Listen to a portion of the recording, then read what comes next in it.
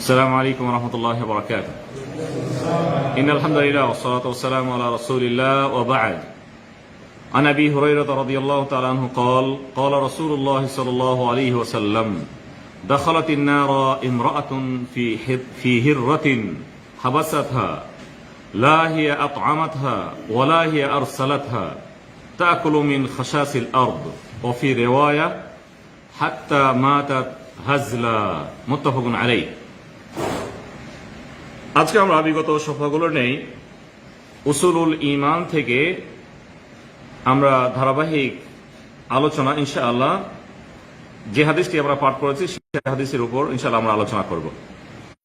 ইতিপূর্বে আমরা ভাইদেরকে স্মরণ করিয়াছি এটি হচ্ছে এমন একটি বই যেখানে বেশ কিছু হাদিস একত্রকরণ করা হয়েছে, যে হাদিসগুলোতে ঈমানের গুরুত্বপূর্ণ দিক আলোচিত হয়েছে, যে আলোচনাগুলোর ব্যাখ্যা জানা বোঝা এটি আমাদের অতীব প্রয়োজন। কেননা অনেক হাদিস আমরা সহজে বুঝে নিতে পারব এবং এমনও হাদিস রয়েছে যে হাদিসটি বোঝাও গুরুত্বপূর্ণ, কেননা ঈমানের দিক বর্ণিত হয়েছে। আল্লাহ সুবহানাহু ওয়া তাআলার কখনো সিফাত নিয়ে কথা হয়েছে, কখনো ঈমানের অন্যান্য যে দিকগুলি রয়েছে সেগুলো নিয়ে কথা হয়েছে। সরাসরি অর্থ পড়ে আমাদের বোঝাটিও অনেক সময় কঠিন। আসুন আজকে যে হাদিসে আমরা পড়েছি সে হাদিসের আমরা ব্যাখ্যামূলক আমরা সংক্ষেপে আলোচনা করবো ইনশাআল্লাহ। আজকে যে বিষয়ে আমাদের কথা হবে সেটি হচ্ছে আল্লাহর যে সৃষ্টিজীব রয়েছে তাদের প্রতি অন্যায় আচরণ না করা। যত সৃষ্টিজীব রয়েছে, পশু পাখি রয়েছে, এ মর্মে আমরা হাদিস পড়েছি যে একজন নারী, একজন মহিলা মানুষ, তিনি একটি বিড়ালকে বেঁধে রেখেছিলেন। তাকে ছেড়েও দেননি, খেতেও দেননি এবং তাকে ছেড়েও দেননি যে সে হয়তোবা নিজে তার খাদ্যের ব্যবস্থা করবে। পক্ষান্তরে না খেয়ে বিড়ালটি মারা যায়, যার ফলে আল্লাহ সুবহানাহু ওয়া তাআলা সে নারীকে তিনি জাহান্নামে দেন। ওয়ালিয়াযু বিল্লাহ। আল্লাহ তাআলা আমাদের সকলকে জাহান্নাম থেকে বাঁচান। এটি হচ্ছে মূল হাদিস। হাদিসটি যেহেতু সহিহ বুখারী এবং মুসলিমে এসেছে, নবী সাল্লাল্লাহু আলাইহি ওয়াসাল্লাম এই হাদিসে অত্যন্ত গুরুত্বপূর্ণ বেশ কিছু তিনি দিক নির্দেশনা দিয়েছেন। তার মাঝে যেহেতু আমরা যে বুক থেকে পড়ছি সেটি হচ্ছে উসুলুল ঈমান, ঈমানের মৌলিক বিষয়। এখানে ঈমানের যে মৌলিক বিষয়গুলো রয়েছে সেটি হচ্ছে আমরা যে কাজগুলি করি, আমলগুলি করি, এই আমলের মাঝে গুরুত্বপূর্ণ ঈমানের যে রুকন রয়েছে, ভুল বললাম, ইবাদতের যে রুকন রয়েছে, আমলের যে রুকন রয়েছে, গুরুত্বপূর্ণ দিক রয়েছে, সে দিকগুলি থাকা আবশ্যক। এই হাদিসে এই দিকগুলি বেশ কিছু উল্লেখ হয়েছে। কেননা আমরা যে ইবাদতগুলি করি, ওলামাগণ উল্লেখ করেছেন যে ইবাদতের রোকন বা আসল হলো তিনটি। এক তো আল্লাহর ভালোবাসাতে হবে, দ্বিতীয়ত আল্লাহর ভয়ে হবে, তৃতীয়ত বড় আশা আকাঙ্ক্ষা নিয়ে হবে। প্রতিটি আমলের ক্ষেত্রে আপনি নামাজ পড়েন, এই নামাজে অবশ্যই আল্লাহর ভালোবাসা থাকতে হবে, আল্লাহর ভালোবাসার জন্য আপনি নামাজ পড়েন, এবং এখানে ভয়ও থাকতে হবে। ভয় কি? এটি আল্লাহর আদেশ। আল্লাহর আদেশ যদি আমি অমান্য করি তাহলে আল্লাহ সুবহানাহু ওয়া তাআলা আমাকে শাস্তি দেবেন, আযাব দেবেন, জাহান্নামে দেবেন। তাহলে এই ভয় আমার মাঝে কাজ করবে। একইভাবে আমার আশা আকাঙ্ক্ষা হবে আল্লাহর যদি আদেশ আমি ফলো করি তাহলে আল্লাহ সুবহানাহু ওয়া তাআলা আমাকে জান্নাত দেবেন। কেননা আল্লাহ সুবহানাহু ওয়া তাআলা যেহেতু অন্যায় আচরণ করতে, জুলুম করতে তিনি নিষেধাজ্ঞা আরোপ করেছেন।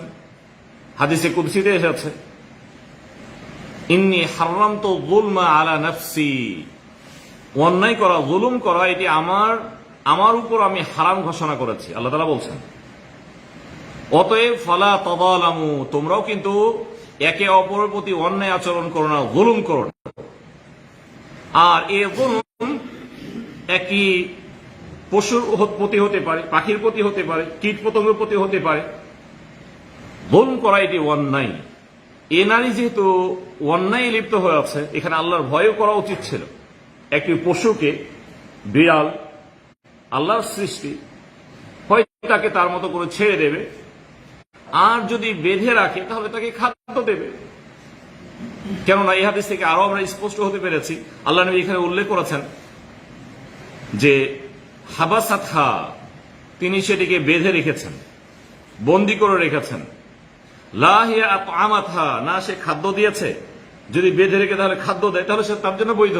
এই জন্য যত পশু পাখি অথবা জীব জন্তু যদি আমরা লালন পালন করি, সেগুলোকে যদি আমরা বেঁধে রাখি, বের হতে না দেই, তাহলে দায়িত্ব হলো তাকে খাদ্য এবং পানীয় দেওয়া, তার প্রয়োজনটুকু মেটানো, তাহলে সেটি বৈধ, তাহলে সেটাই বৈধ।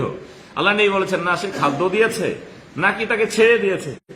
যদি ছেড়ে দিত তাহলে তার মতো করে সে খাদ্যের ব্যবস্থা করে নিত। সে খাদ্যও দেয়নি আর সে ছেড়েও দেয়নি। অতএব এখানে তাহলে উচিত ছিল যে অন্যায় আচরণ না করা। যেহেতু অন্যায় আচরণ করেছে, আল্লাহ সুবহানাহু ওয়া তাআলা তিনি এতে অসন্তুষ্ট হয়েছেন। অসন্তুষ্ট হয়ে আল্লাহ সুবহানাহু ওয়া তাআলা তার আমল নষ্ট করেছেন এবং তাকে জাহান্নামে দিয়েছেন। কেননা কেউ যদি কাবায়েরে লিপ্ত হয়, বড় অন্যায়ে লিপ্ত হয়, তাহলে এর ফলে তার আমল অনেক সময় ধ্বংস হতে পারে। কেননা একটি আমল, সে শুধু একটি বিড়ালকে বেঁধে রেখেছিল এবং কষ্টে সে মারা গেছে, খেতে দেয়নি। আমাদের অনেক প্রশ্ন থাকতে পারে যে একটি কাজ সে করেছে, অন্যায় লিপ্ত হয়েছে, এর ফলে কি তাহলে সে জাহান্নামী হয়ে গেল? তার আমলগুলি, যে আমলগুলি ছিল, সে আমল কি তার জান্নাতে নিয়ে যাওয়ার মতো এই ধরনের আমল ছিল না? অনেক ধরনের প্রশ্ন আসতে পারে। আমরা শেষ অংশে এই বিষয়টি ইনশাআল্লাহ আলোচনা করব। যেহেতু আমরা উল্লেখ করেছি যে এটি একটি যেহেতু কাজ, এই কাজটি আল্লাহর ভয়ে, আপনার ভয়ও থাকতে হবে, আশাকেও থাকতে হবে। আপনি যে কাজটি করেছেন এটি শরীয়ত বিরোধী এবং হারাম কাজ, অন্যায় আচরণ করা, জুলুম করা। আল্লাহ সুবহানাহু ওয়া তাআলা, আল্লাহ নবী বলেছেন, ইরহামু মান ফিল আরদ, পৃথিবীতে যারা রয়েছে তাদের প্রতি তুমি সদয় হয়, অনুগ্রহ করো। ইয়ারহামকুম মান ফিস সামা, যিনি আকাশে রয়েছেন তথা আল্লাহ সুবহানাহু ওয়া তাআলা, তিনি তোমাদেরকে অনুগ্রহ করবেন। তোমরা পৃথিবীতে যারা রয়েছে তাদের প্রতি তোমরা অনুগ্রহ করো। আর এই অনুগ্রহ করা আল্লাহর প্রতি, বিশেষ করে ইবাদতের ক্ষেত্রে, কর্মের ক্ষেত্রে আল্লাহর ভয়ভীতি থাকা, আশা আকাঙ্ক্ষা যেহেতু গুরুত্বপূর্ণ বিষয়, এই গুরুত্বপূর্ণ বিষয় তার মাঝে ছিল না। আল্লাহকে সে ভয় করেনি, যদিও তার ভালো কাজ রয়েছে। এখান থেকে ইমাম, একজন প্রখ্যাত ইমামের কথা রয়েছে, ইমাম জুহরি রহমতুল্লাহ আলাইহি, তিনি বলেছেন, লি আল্লাহ ইয়াত্তাকিলা আহাদ ওয়ালা ইয়াইআসা আহাদ। এখানে তিনি যে বিষয়টি উল্লেখ করেছেন, যেহেতু আমরা হাদিসে স্পষ্ট হতে পেরেছি যে বিড়ালকে সে বন্দি রেখে না খেয়ে, না তাকে খাদ্য এবং পানীয় না দিয়ে তাকে মেরে ফেলেছে। এখানে হতে পারে যে ব্যক্তি কখনো তার আমলের দিক দেখে অন্য কিছুকে ভ্রুক্ষেপ না করা, যে আমার আমল তো অনেক রয়েছে, আমলের উপর যেন কেউ নির্ভরশীল না হয়, যে আমি তো অনেক অনেক ভালো কাজ করেছি, একটি যদি অন্যায় করি তার সমস্যা কোথায়, এমন কেউ যেন মনে না করে, এমন কেউ যেন না ভাবে যে আমার তো আমল অনেক রয়েছে, আমি নামাজ পড়ি, রোজা রাখি, হজ করি, যাকাত দেই, সবকিছু ঠিক আছে, এত কিছু করি, এই আমলে তো আমি জান্নাত পেয়ে যাব। আমি একটি অন্যায় করেছি, একটি বিড়ালকে শুধু বেঁধে রেখেছি, বেঁধে রেখে যদি তাকে মেরে ফেলি তাহলে সমস্যা কোথায়? আমার তো অনেক আমল রয়েছে। কেউ যেন আমলের উপর, ইমাম জুহরি রাহমাতুল্লাহ তিনি বলেছেন, কেউ যেন আমলের উপর নির্ভরশীল না হয়ে যায়। এবং এরও পূর্বে আরেকটি আমরা হাদিস পড়েছি, গত পর্বে আমাদের হাদিস আলোচনা হয়েছিল, যেখানে আমরা জেনেছিলাম যে একজন নারী, স্মরণ আছে হয়তোবা, ইন্নামরাআতান বাগিয়ান রাআত কালবান ফি ইয়াউমিন হার। আল্লাহ নিয়ে বলেছেন যে একজন ব্যভিচারিণী নারী, জেনাকারিণী নারী একটি কুকুরকে দেখতে পায়, যে কূপের পাশে খুব তৃষ্ণার তাড়নায় ঘোরাঘুরি করছিল। তার কষ্টটি অনুভব হলো, সে কষ্টটি ফিল করলো এবং আল্লাহকে স্মরণ করলো, আল্লাহর অনুগ্রহের কথা স্মরণ করলো এবং নিজে কষ্ট করে তাকে পানি পান করালো। নবী সাল্লাল্লাহু আলাইহি ওয়াসাল্লাম তার সম্পর্কে বলেছেন যে আল্লাহ সুবহানাহু ওয়া তাআলা তাকে ক্ষমা করে জান্নাত দিয়ে দিলেন। সুবহানাল্লাহ। তাহলে একটি আমরা হাদিস পেয়েছি যে একজন ব্যভিচারিণী নারী, অন্যায়কারিণী নারী একটি ভালো কাজ করলেন, আল্লাহ সুবহানাহু ওয়া তাআলা তার তওবা কবুল করলেন এবং তাকে জান্নাত দিলেন। এবং বিড়ালকে মেরে ফেলার জন্য আল্লাহ সুবহানাহু ওয়া তাআলা তাকে জাহান্নাম দিলেন। এখানে ইমাম জুহরি রাহমাতুল্লাহ আলাইহি তিনি বলেছেন, তাহলে মানুষের এই দুটি দিক তার লক্ষ্য রাখা উচিত। প্রথম দিক হলো তার আমলের উপর নির্ভরশীল না হওয়া। সে যেন তার আমলের উপর নির্ভরশীল না হয়ে যায়, যা আমি তো অনেক আমল করেছি, এই আমল দিয়ে আমি আল্লাহর কাছে জান্নাত কিনে নেব, এমনটি যেন না ভাবে। দু চারটি যদি ভুল করি সমস্যাটা কোথায়, এমনটি যেন না করে। কারণ প্রতিটি হলো কাজ, আর প্রতিটির বিনিময় আল্লাহ তাআলা দেবেন। আমি আল্লাহর জন্য করছি, আল্লাহ তাআলা অনুগ্রহ করে, আমলের বিনিময়ে অনুগ্রহ করে তিনি জান্নাত দেবেন, যেমনটি গত পর্বে আমাদের আলোচনা হয়েছে। ইনশাআল্লাহ আমরা হাদিসটিও পড়ব। আর দ্বিতীয়ত তিনি উল্লেখ করেছেন ওয়ালা ইয়াইআসা আহাদ, কেউ যেন আল্লাহর রহমত থেকে নিরাশ না হয়ে যায়। অনেক অন্যায় করেছে, ব্যভিচারিণী নারী, সে অন্যায় পথে রয়েছে, সে যেন নিরাশ না হয় যে আল্লাহ সুবহানাহু ওয়া তাআলা হয়তো আমাকে ক্ষমা করবেন, আমি এত অন্যায় করেছি। বরং তিনি আল্লাহর দিকে ফিরে গেছেন, আল্লাহর কথা তিনি স্মরণ করেছেন। কেননা নবী সাল্লাল্লাহু আলাইহি ওয়াসাল্লাম থেকে হাদিস বর্ণিত হয়েছে, আল্লাহ নিয়ে বলেছেন, যে হাদিসটি মা আয়েশা রাদিয়াল্লাহু তাআলা তিনি বর্ণনা করেছেন, আল্লাহ নিয়ে বলেছেন সাদ্দিদু ওয়া কারিবু, তোমরা মধ্যম পন্থা অবলম্বন করো, ওয়া আবশিরু, এবং তোমরা সুসংবাদ গ্রহণ করো। ফাইন্নাহু লা ইউদখিলাল জান্নাহ আহাদুন জান্নাতা আহাদান আমালুহু, আল্লাহ নিয়ে বলেছেন যে তার আমল তাকে কখনো জান্নাতে প্রবেশ করাতে পারে না। আল্লাহ নিয়ে কি বলেছেন? তার আমল তাকে কখনো জান্নাতে প্রবেশ করাতে পারে না। তার আমল যতই হোক না কেন তার আমলই তাকে জান্নাত দেবে, এমনটি হতে পারে না। সাহাবাগণ জিজ্ঞেস করলেন, ক্বালু ওয়ালা আনতা ইয়া রাসূলুল্লাহ, হে আল্লাহর রাসূল, আপনার আমলে কি আপনাকে জান্নাতে নিতে পারে না? আপনি তো অনেক আমল করেন, রাত জেগে পা ফেটে যায়, পা ফুলে যায়, দিনে সিয়াম সাধনা করেন, আল্লাহর নৈকট্য লাভ করেন, আপনার আমলও কি আপনাকে জান্নাতে নিতে পারবে না? নবী সাল্লাল্লাহু আলাইহি ওয়াসাল্লাম বললেন, ওয়ালা আনা, এমনকি আমিও, আমার আমলের মাধ্যমে আমি জান্নাত চলে যাব, এমনটি হবে না। ইল্লা আইয়াগাম্মাদানি আল্লাহু মিনহু বিরাহমাতিন, আল্লাহ সুবহানাহু ওয়া তাআলার রহমত দিয়ে আমাকে তিনি ঢেকে নেবেন, আল্লাহ তিনি অনুগ্রহ করবেন, এই অনুগ্রহের মাধ্যমে আমি জান্নাত লাভ করব। এখানে তাহলে যে বিষয়টি আমরা আজকের হাদিসের সাথে বুঝতে পেরেছি সেটি হলো এই, যে কেউ যেন এমনটি কখনো না ভাবে যে আমার আমলের দিয়ে একটা ছোট আমল যদি একটি অন্যায় করি তাহলে এই অন্যায় তো করতেই পারি, বরং একটি অন্যায় করতে যে সে এই কথা চিন্তা করবে, তার চিন্তা করা উচিত যে আমি কার অবাধ্য হচ্ছি, কার অবাধ্যতা করছি, কার আদেশের অবাধ্য হচ্ছি। আদেশটি যতই ছোট হোক না কেন, আপনার দৃষ্টিতে ছোট আপনি মনে করেছেন, কিন্তু এটি আল্লাহর কাছে অনেক বড় হতে পারে। তাহলে হাদিস থেকে আমরা বুঝতে পেরেছি যে একটি আমলের ফলে, আমলটি যদি কবিরা হয়, বড় অন্যায় হয়, তাহলে এর ফলে আনুষঙ্গিক আরো যে অন্যায়গুলি রয়েছে না, আরো যে নেক কাজগুলি রয়েছে, ভালো কাজ রয়েছে, সেগুলো কখনো ধ্বংস হতে পারে এবং এর ফলে জাহান্নামে যেতে হতে পারে। আমরা এই কথা বলিনি যে কেউ যদি একটি বিড়ালকে মেরে ফেলে তাহলে সে অনন্তকালের জন্য জাহান্নামী হবে, এই কথা কিন্তু বলছি না, আমরা ভুল বুঝবো না।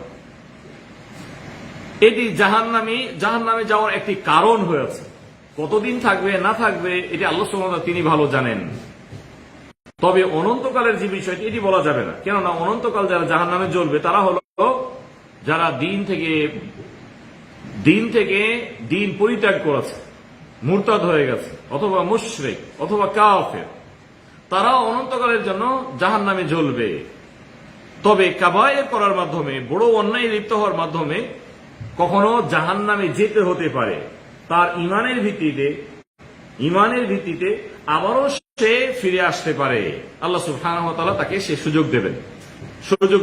এই জন্য এটি বড় ধরনের কাবায়ের, এটি বড় গুনাহ। এটি আমাদেরকে জানতে হবে যে কোনো পশুকে খাদ্য এবং পানীয় থেকে বঞ্চিত করে তাকে হত্যা করা, এটি মিনাল কাবায়ের, কবিরা গুনাহ। এ ধরনের কখনো মশা মাছির ক্ষেত্রে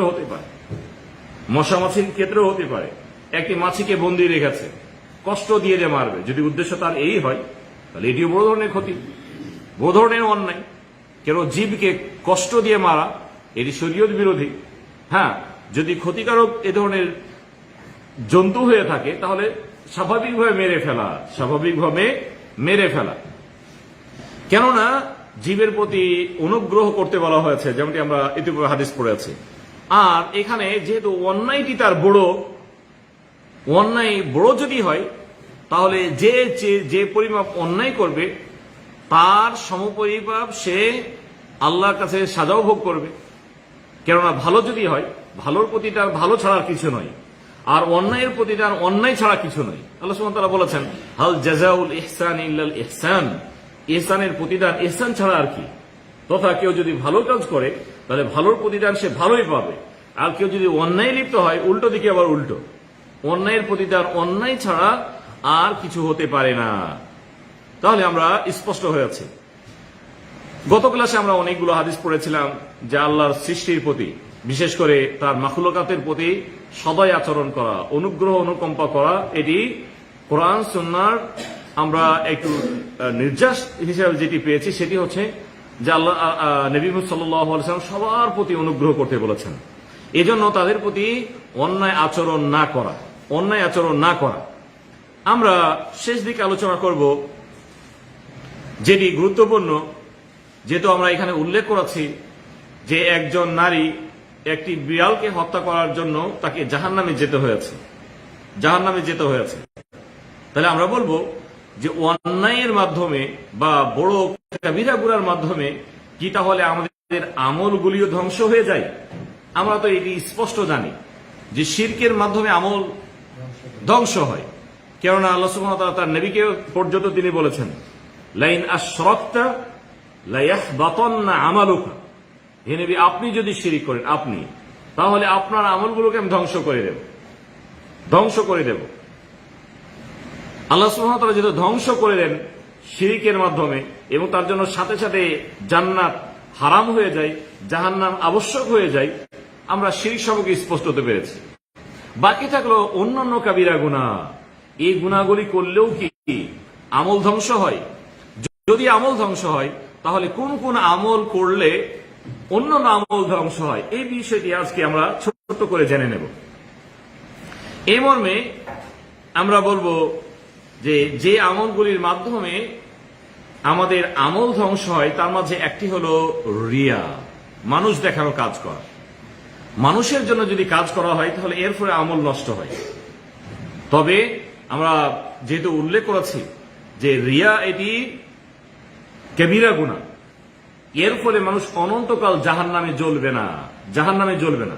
রিয়ার মাধ্যমে তার আমল নষ্ট হয়। যে আমলটি সে করছিল মানুষকে দেখানোর জন্য যদি হয়, মানুষকে শোনানোর জন্য যদি হয়, তাহলে ওই আমলটি ধ্বংস হয়ে যায়। তাহলে আপনি আমল করলেন একটি, কিন্তু ধ্বংস হয়ে গেছে। কেননা এখানে আপনার যেহেতু আল্লাহর জন্য কাজটি হয়নি, নিষ্ঠার সাথে হয়নি। আল্লাহ সুবহানাহু ওয়া তাআলা পরকালে তার যদি এমনই কাজ থাকতে থাকে, তাহলে এর ফলে সে ক্ষতিগ্রস্ত হবে এবং তাকে জাহান্নামে যেতে হতে পারে তার আমল ধ্বংস হওয়ার ফলে। যখন তার আমল ধ্বংস হয়ে যাবে, এ ধরনের আমল হতে পারে সে দ্বীনের জ্ঞান অর্জন করেছে, বড় আলেম, সে আলোচনা করেছে, খতিব খুতবা দিয়েছেন, অথবা শিক্ষকতা করেছেন, কিন্তু উদ্দেশ্য ছিল দুনিয়া। আল্লাহ সুবহানাহু ওয়া তাআলা এই মর্মে বলেছেন, মান কানা ইউরিদুল হায়াতাদ দুনিয়া ওয়া যিনাতাহা নুওয়াফি ইলাইহিম আ'মালাহুম ফিহা ওয়া হুম ফিহা লা ইউবখাসুন উলাইকাল্লাযীনা লাইসা লাহুম ফিল আখিরাতি ইল্লান নার ওয়া হাবিতা মা সানাউ ফিহা ওয়া বাতিলুন মা কানু ইয়ামালুন। আল্লাহ তাআলা তিনি সুন্দর করে বলেছেন যারা দুনিয়ার জন্য কিছু করে, দুনিয়ার চাকচিক্য, দুনিয়ার শোভার জন্য কিছু করে, আল্লাহ তাআলা তাদেরকে দুনিয়াতে দেন, ক্ষতি করেন না, দুনিয়াতে সে পেয়ে যায়। পক্ষান্তরে পরকালে তারা যা করেছিল সেগুলোকে ধ্বংস করে দেন, যেহেতু উদ্দেশ্য ছিল তার দুনিয়া, এবং তারা জাহান্নামী হয়। তাহলে এখানে লক্ষ্য উদ্দেশ্য হলো যে তার আমল ধ্বংস হয়ে যায় রিয়ার ফলে, লোক দেখানোর ফলে। এটি একটি বিষয়। দ্বিতীয় বিষয় হলো, কেউ যদি আল্লাহর উপর শপথ করে, এ মর্মে আমাদের একটি পর্বে আলোচনা হয়েছে, আল্লাহর উপর শপথ করে সে যদি বলে, আল্লাহ নবী এই মর্মে দিক নির্দেশনা দিয়েছেন, হাদিস বর্ণনা করেছেন, আন্না রাসূলুল্লাহ সাল্লাল্লাহু আলাইহি ওয়াসাল্লাম ক্বালা রাজুলুন ওয়াল্লাহ, একজন ব্যক্তি বলেন যে আল্লাহর শপথ দিয়ে আমি বলছি, লা ইয়াগফিরুল্লাহু লিফুলানিন, আল্লাহ তাআলা ওই ব্যক্তিকে ক্ষমা করবেন না। নির্দিষ্ট করে বলছেন যে আমি আল্লাহর শপথ দিয়ে বলছি যে আল্লাহ আপনাকে ক্ষমা করবেন না, আপনাকে ক্ষমা করবেন না, আর কথা বলছি শপথ দিয়ে, নাউযুবিল্লাহ মিন যালিক। এই ধরনের আল্লাহর উপর শপথ ব্যবহার করা, এটি বড় ধরনের অন্যায়, বড় ধরনের অন্যায়। আল্লাহ সুবহানাহু ওয়া তাআলা তার কথার পরিপ্রেক্ষিতে তিনি বলবেন, ওয়া ইন্নাল্লাহ তাআলা ক্বাল, তার কথার পরিপ্রেক্ষিতে আল্লাহ তাআলা বলেছেন, মান যাল্লাযী ইয়াতাআল্লা আলাইয়া, আমার উপর কে বল প্রয়োগ করে, শক্তি প্রয়োগ করে শপথ ব্যবহার করতে পারে, আল্লাহ আগফিরু লিফুলান, আমি ওই ব্যক্তিকে ক্ষমা করব না। সে কে? তাকে বলার অধিকার কে দিয়েছে যে আমি তাকে ক্ষমা করব না, এটা আমার একান্ত বিষয়। এই কথা বলার জন্য ফাইন্নী কদ গফারতু লিফুলানিন, যার জন্য সে শপথ করেছে আমি তাকে ক্ষমা করে দিলাম, ওয়া আহবাদতু আমালুকা, আমি তোমার আমলকে ধ্বংস করে দিলাম। তাহলে কেউ যদি আল্লাহর উপর শপথ করে বলে যে আল্লাহ অমুকে ক্ষমা করবেন না, এই একটি আমলের ফলে আল্লাহ সুবহানাহু ওয়া তাআলা কখনো কখনো তার আমলকে ধ্বংস করতে পারে। এটি একটি ধ্বংসযোগ্য একটি আমল, যে তার এই কাজের ফলে তার অন্য ভালো আমল ধ্বংস হতে পারে। অনুরূপভাবে নবী সাল্লাল্লাহু আলাইহি ওয়াসাল্লামের উপরে, তার স্বরের উপরে স্বর করে কথা বলা, এটিও একটি আমল ধ্বংসের একটি কারণ। সে সময় নবী সাল্লাল্লাহু আলাইহি ওয়াসাল্লাম যেভাবে কথা বলতেন, তার স্বরের উপরে উঁচু স্বরে কথা বলা, এটি হারাম ছিল, আল্লাহ সুবহানাহু ওয়া তাআলা নিষেধাজ্ঞা আরোপ করেছেন। এবং তিনি বলেছেন, কেউ যদি স্বাভাবিকভাবে একে অপরের সাথে যেভাবে কথা বলে সেভাবে স্বর উঁচু করে কথা বলে নবী সাল্লাল্লাহু আলাইহি ওয়াসাল্লামের স্বরের উপরে, তাহলে তার আমল ধ্বংস হবে, সে নিজে বুঝবেও না। আল্লাহ তাআলা ইমান সূরা হুজরাতে তিনি বলেছেন, ইয়া আইয়ুহাল্লাযীনা আমানু লা তারফাউ আসওয়াতাকুম ফাওকা সাওতিন নবী, যে হে ঈমানদারেরা, তোমরা তোমাদের কণ্ঠস্বরকে নবীর কণ্ঠস্বরের উপরে করো না। এরপর তিনি বলেছেন, তোমরা যেভাবে করো সেভাবে। শেষ অংশে তিনি বলেছেন, আন তাহবাতা আমালুহুম ওয়া আনতুম লা তাশউরুন, তোমরা যদি করো তাহলে তোমাদের আমল ধ্বংস হয়ে যাবে, তোমরা বুঝতেই পারবে না। তাহলে এখানে এটি বড় এটি তাহলে কারণ। এছাড়াও কেউ যদি আসর নামাজকে নষ্ট করে তাহলে তার আমল ধ্বংস হয়, এই মর্মে হাদিস রয়েছে, আল্লাহ নবী বলেছেন, মান তারাকা সালাতাল আসরি ফাকাদ হাবিতা আমালুহু, যে আসর নামাজ সে তরক করলো, ছেড়ে দিল, তার আমল ধ্বংস হয়ে গেল। এছাড়াও আমরা পঞ্চম পয়েন্টে বলতে পারি, কেউ যদি কাউকে গিফট করে, এরপরে আবারও যদি সে গিফটের কথা স্মরণ করায় এবং কষ্ট দেয়, আমি কি তোমাকে এই জিনিসটি দান করিনি, দান করে খোটা দেওয়া, এটি বড় ধরনের অন্যায়। খোটা দেওয়া বড় ধরনের অন্যায়, এর ফলে তার ওই আমলটি নষ্ট হয়ে যায়। তাহলে আমল নষ্ট হওয়ার অনেক কারণ রয়েছে।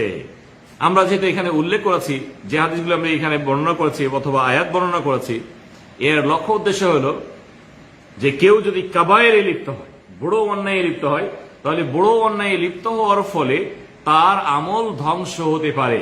তার মাঝে যে হাদিসটি আমরা পড়েছি, নবী সাল্লাল্লাহু আলাইহি ওয়াসাল্লাম বলেছেন, দাখালাতিন নারা ইমরাআতুন ফি হিররাতিন হাবাসাতহা, যে কোন নারী একটি বিড়ালকে শুধু বন্দী রেখেছিল, লা হিয়া আতআমাতহা, না সে খাদ্য দিয়েছিল, ওয়ালা হিয়া আরসালাতহা, না সে তাকে ছেড়ে দিয়েছিল যে সে ঘাস অথবা তার খাদ্য গ্রহণ করবে। পক্ষান্তরে সে না খেয়ে মারা গিয়েছিল, যার ফলে সে জাহান্নামী হয়েছিল। তাহলে এই হাদিস থেকে আমরা স্পষ্ট হতে পেরেছি যে আল্লাহর যত ধরনের অবাধ্যতা রয়েছে, অবাধ্যতা যদি ছোট হয় সেটি অবাধ্যতা, সেখান থেকেও আমাদেরকে মুক্ত থাকতে হবে। এবং এর ফলে আল্লাহ সুবহানাহু ওয়া তাআলা কখনো অসন্তুষ্ট হয়ে তাকে জাহান্নামেও তিনি দিতে পারেন।